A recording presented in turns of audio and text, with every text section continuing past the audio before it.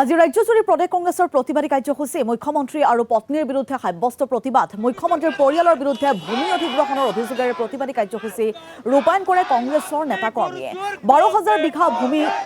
মুখ্যমন্ত্ৰীৰ পৰিয়ালৰ নামত থকাৰ অভিযোগ দেশতকৈ মামি ডাঙৰ নহয় শ্লোগানেৰে সাব্যস্ত কৰে প্ৰতিবাদ মহানগৰীৰ দিছপুৰ মানৱেন্দ্ৰ শৰ্মা কমপ্লেক্সৰ সন্মুখত ৰূপায়ণ কৰা প্ৰতিবাদী কাৰ্যসূচীত অংশগ্ৰহণ কৰে জ্যেষ্ঠ কংগ্ৰেছী নেতা বেদব্ৰত বৰা মীৰা বৰঠাকুৰকে ধৰি আন বহুজনে সমান্তৰালকৈ ডিব্ৰুগড় শিৱসাগৰ সোণাৰী আৰু ৰাজ্যৰ অন্যান্য প্ৰান্ততো কংগ্ৰেছে ৰূপায়ণ কৰে প্ৰতিবাদী কাৰ্যসূচী নগাঁৱৰ প্ৰতিবাদী কাৰ্যসূচীত অংশগ্ৰহণ কৰে সাংসদ ৰকিবুল হুছেইন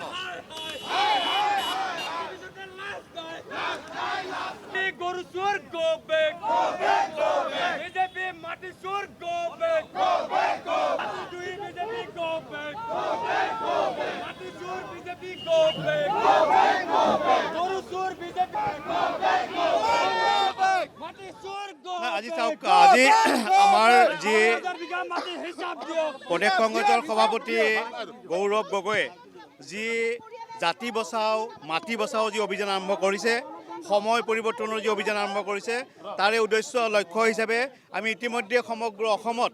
মুখ্যমন্ত্ৰী হিমন্ত বিশ্ব শৰ্মা আৰু তেওঁৰ পৰিয়ালৰ ১২,০০০ বিঘা সম্পত্তি ভূমিৰ আমি হিচাপ লাভ কৰিছোঁ সেই হিচাপ অতি বেছি আৰু মুখ্যমন্ত্ৰীয়ে নিজেই কৈছে যে ১২,০০০ বিঘাই হওক বা ২৪,০০০ বিঘাই হওক তেওঁ কাগজ পত্ৰ আছে গতিকে আমি ১২,০০০ বিঘাৰ মাটিৰ হিচাপ লাগে কাৰ নামত আছে কি আছে হিচাপ লাগে আৰু অবৈধ সম্পত্তি কেনেকৈ তেওঁলোকে আহৰণ কৰিব পাৰিলে এজন মুখ্যমন্ত্ৰী হোৱাৰ সুবাদতে এই ১২,০০০ বিঘা মাটি তেওঁলোকে সংগ্ৰহ কৰিছে নেকি তেওঁৰ পত্নীয়ে সংগ্ৰহ কৰিছে নেকি তাৰ হিচাপ লাগে আৰু সমগ্ৰ অসমত কিমান অবৈধ সম্পত্তি তেওঁলোকে গোটাইছে মুখ্যমন্ত্ৰী আৰু তেওঁৰ পৰিয়ালে কিমান অবৈধ সম্পত্তি গোটাইছে তাৰ হিচাপ কংগ্ৰেছে বিচাৰিব তাৰ প্ৰতিটো হিচাপ কংগ্ৰেছে দিব লাগিব কৈছিলে যে মোৰতো কোনো ইনকাম নাই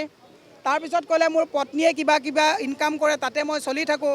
এতিয়া আকৌ তেওঁ ক'লে যে ১২,০০০ বিঘাৰ যিটো মাটি বা ২৪,০০০ হওক সকলো লিগেল এটা সময়ত কৈছিলে চব প্ৰপাৰ্টি তেওঁ ৰাইজক দি থৈ যাব কথাৰ কোনো সামঞ্জস্য নাই মই আপোনালোকক সেইকাৰণেই কৈছোঁ এফালে ১২৫০ টকাৰ কাৰণে মহিলাই মিটিঙত যাব লাগে নগ'লে আঁচনি কাটি দিম বুলি কয় মহিলাই গৈ মূৰ্ছা গৈছে মহিলাৰ প্ৰাণ গৈছে মহিলাই প্ৰসৱ বেদনাত তাত সন্তান জন্ম দিবলগীয়া অৱস্থা হৈছে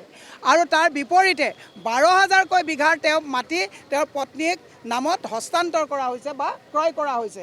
আমি কিয় নুশুনিম তেওঁ যে পাব্লিক ফিগাৰ তেওঁ এজন জেনেৰেল তেওঁ এজন ইণ্ডাষ্ট্ৰিয়েলিষ্ট নহয় তেওঁ হৈছে পাব্লিক ফিগাৰে তেওঁ ইমান কম সময়ত ইমান পৰ্বতসমূহ সম্পত্তি ক'ৰ পৰা ল'লে তাৰ বিপৰীতে গোটেই ধাৰৰ বোজা কিন্তু অসমৰ ৰাইজে মূৰত ল'বলগীয়া হৈছে ১২৫০ টকাত দৈনিক ৪১ টকা আৰু ৫২,০০০কৈ আমি চৰকাৰী ঋণৰ বোজা যি লৈছোঁ দৈনিক ১৪২ টকাকৈ আমি EMI হিচাপত সুদ ভৰি থাকিবলগীয়া অৱস্থা হৈছে এইখিনি সময়ত এনেকৈ যদি একদম গুৰুগ্ৰাসে যদি সম্প্ৰতি গিলে এই প্ৰশ্ন থাকিব গতিকে আমি এই আন্দোলন কৰি যাম যে তেওঁ দেশতকৈ মামি ডাঙৰ নহয় বুলি আমি যিটো টেগ লৈছোঁ এই কথাটো আজি তাৰিখত আমি সকলোকে জনাব লাগিব যে আমাৰ মহিলাসকলক এফালে ১২৫০ টকা দি মামীয়ে যে গোটেই অসমখন লুটিছে তাৰ কাৰণে প্ৰতিবাদ আমি ৰাখিছোঁ